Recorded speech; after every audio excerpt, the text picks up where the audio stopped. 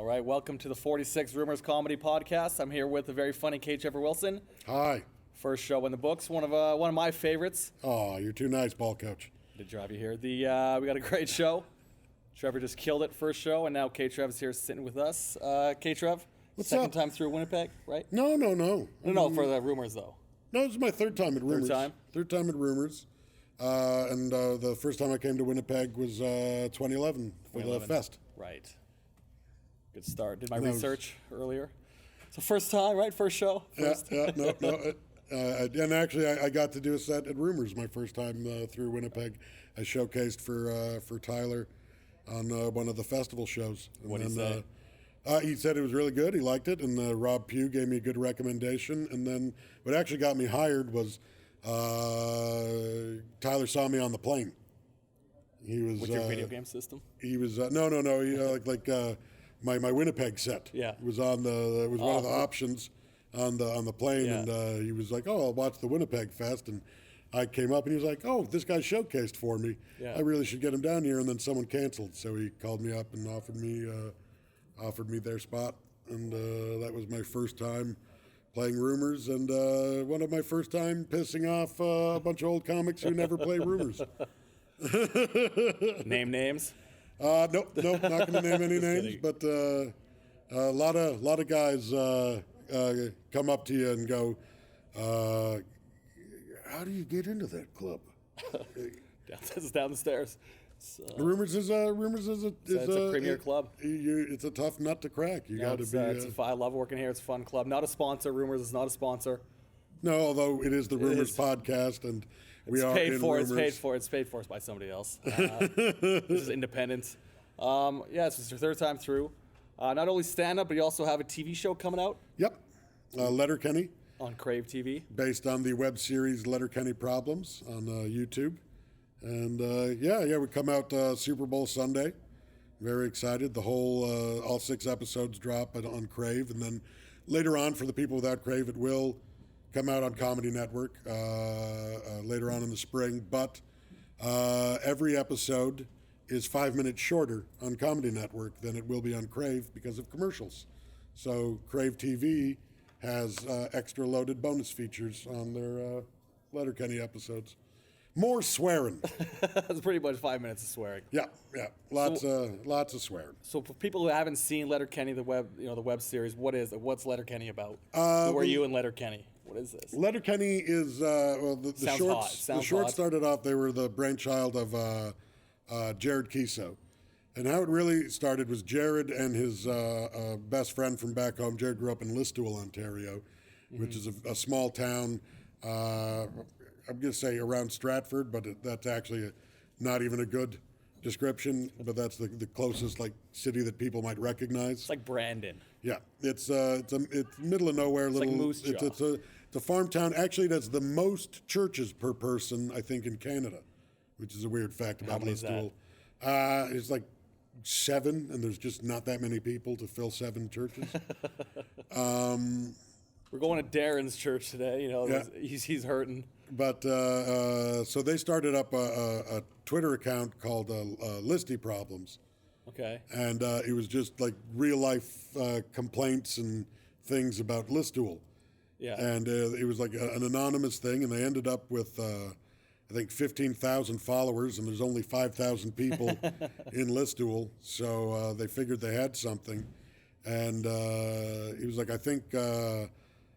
Jared went to his buddy. I'm like, I think I can turn this into something, but we probably got to change the name, or else Listowel will figure out that I've been making fun of them. So they changed the name to Letterkenny, which there's a real Letterkenny, Ontario.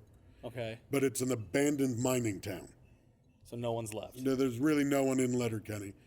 And there's a Letterkenny, Ireland, which I've heard Letterkenny, Ireland. Is actually funny because a lot of the shorts now have a lot of Irish fans who originally watched thinking it was something about Letterkenny, Ireland, and then were like, oh, I'll laugh at the Canadians anyways. So it started off as a series of shorts just about small-town life and small-town problems. And the original 3 videos were Jared and Nathan Dales, who plays Daryl on the show, doing just straight-to-video. They were sitting around the farm and just doing straight-to-video complaints about country life, like You lose a finger one of three ways: farming accident, bar fight, or penalty box door. Hockey joke. Yep. Lots of hockey jokes in the show. Speaking of hockey, Jared Kiso played Don Cherry. He did. He's a friend to Winnipeg as well. Jared He Kiso. is They Jared filmed it here, I Kiso think. played Don Cherry, and actually Tyler Johnson, who plays Stewart, one of the skids on the show, played young Don Cherry in the Don Cherry miniseries. Jared's awesome. I'm super impressed with him. Great boss, great actor, funny guy. Wrote a wicked TV show and had a great idea. But he's the kind of he took his role seriously. Executive producer, creator of the show, and I was really amazed that he learned everybody's name.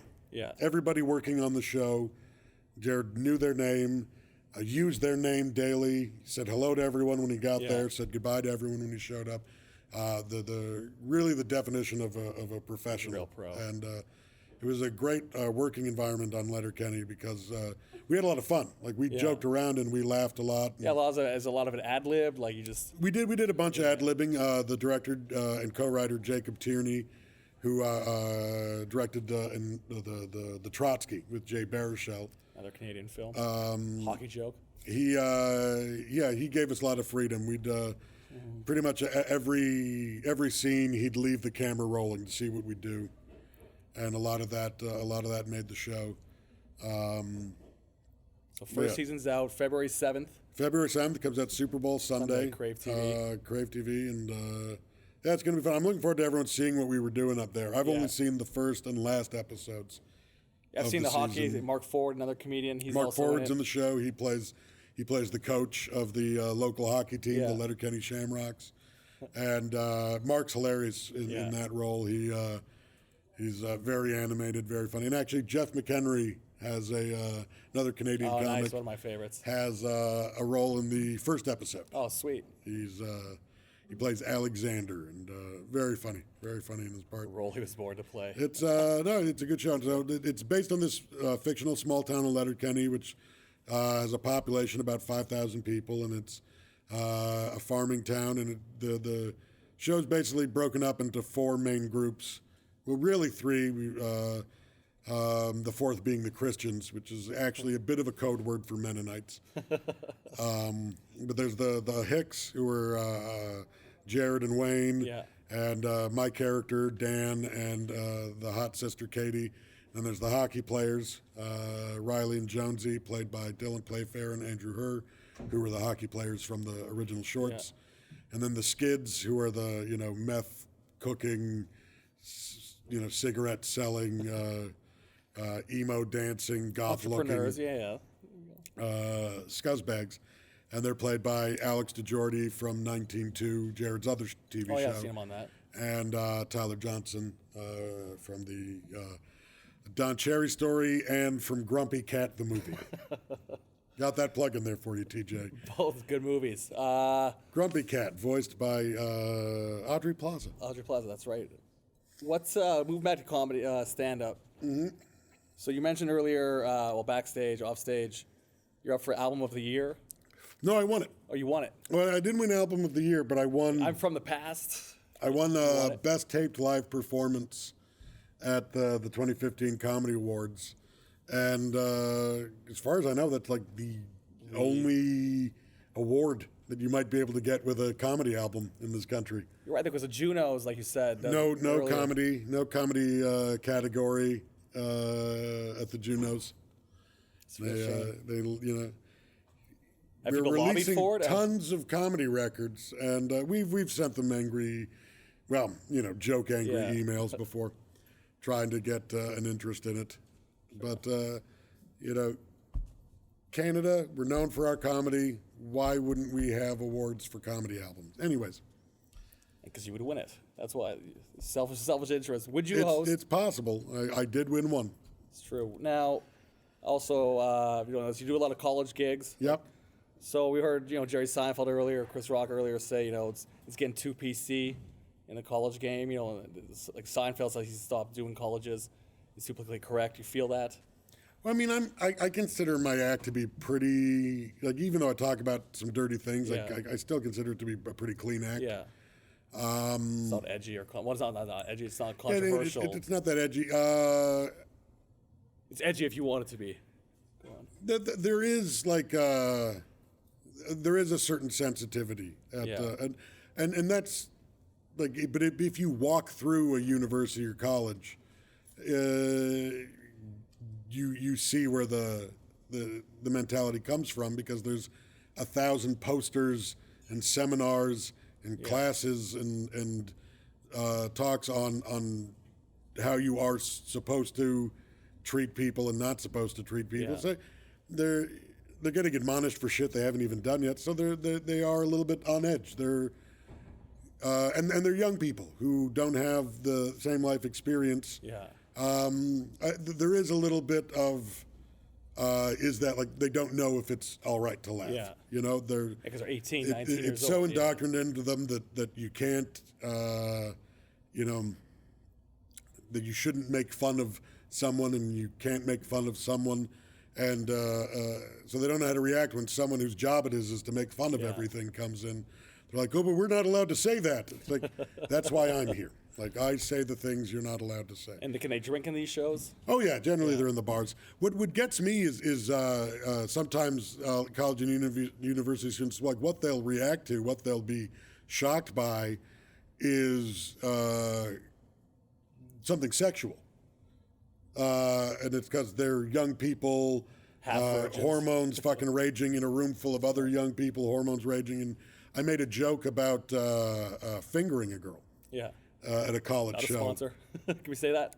Yeah, we can say it. And about, like, you know, the joke is, like, you know, I can't believe at one point in my life my whole body could fit into a vagina. Because now I'm lucky if I can get 2-3 fingers in there. And this bar full of college students collectively were like,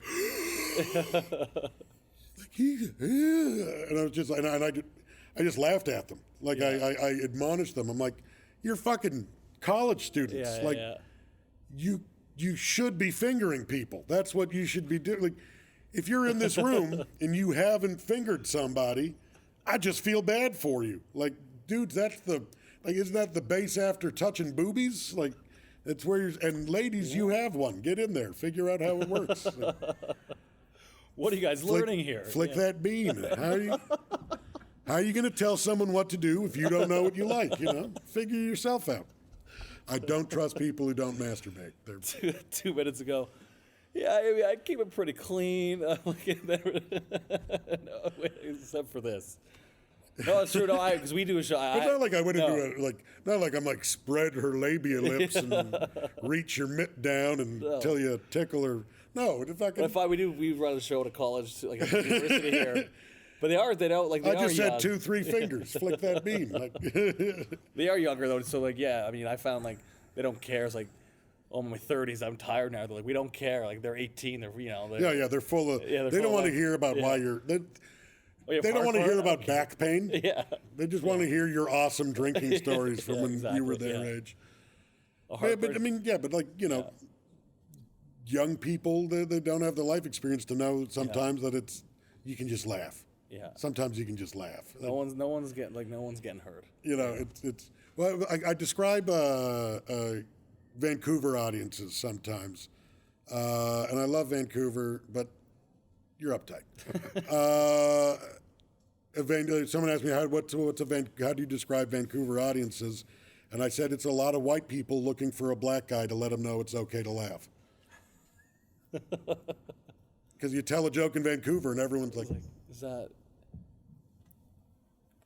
And Winnipeg, what's a Winnipeg vibe? Winnipeg, you guys are lunatics. Half the time I come here, someone's having a fundraiser for their fucking wedding.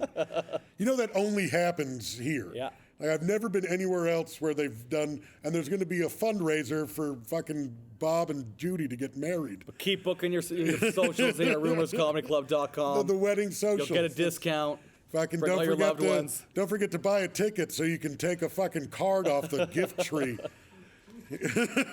Come see a comedy, leave with a lottery tree. That's another thing I've never seen before I came to Winnipeg, a lottery tree. Anyways. So Winnipeg audiences are we funny. cut corners, yeah. The only complaint I have about playing Winnipeg is you guys are so nice. Sometimes I'm way too deep into hanging out with you before the racism shows up. I had a couple of people after show invite me for a drink onto a party bus, and we were having a great time until the N-bomb got dropped. Then I was like, I have a second show. That's what stopped. Yeah. Thank God I didn't let him drive me back to Gladstone. So you're here till Saturday, right? Here till Saturday. Anything you want to plug besides 2 shows Letterkenny? Friday, 2 shows Saturday. Well, I mean, come to Rumors if this airs before I leave. And even after. Nigel Lawrence is here next week. Very funny cat. Check him out. Keep your eyes out. It's, February 7th. The whole series, Letterkenny, drops on Super Bowl Sunday. And Belle is very excited because no one from our cast was arrested for voyeurism in the build-up to the release of the show. That's always a plus.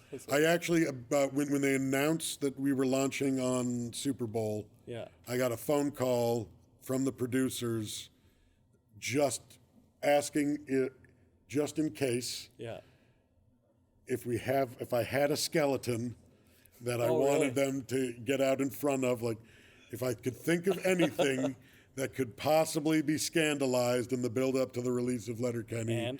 And I was like, I really can't think of anything.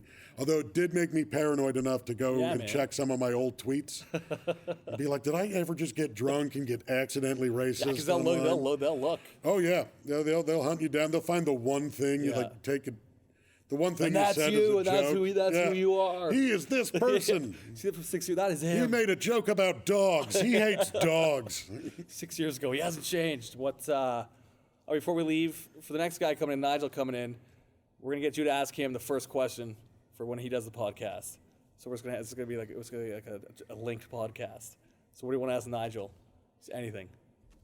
How's your family doing, bud? It's been a long time. All right, thank you so much, K. Trevor Wilson. You're on the clock, Nigel. Think about it. K. Trev's here till Saturday. Catch out Letterkenny, Crave TV, Super Bowl Sunday. Thank you so much for tuning in to the Rumors Comedy Cast. Check us out on Instagram at Rumors Comedy and rumorscomedyclub.com. All right, good night, Wayburn.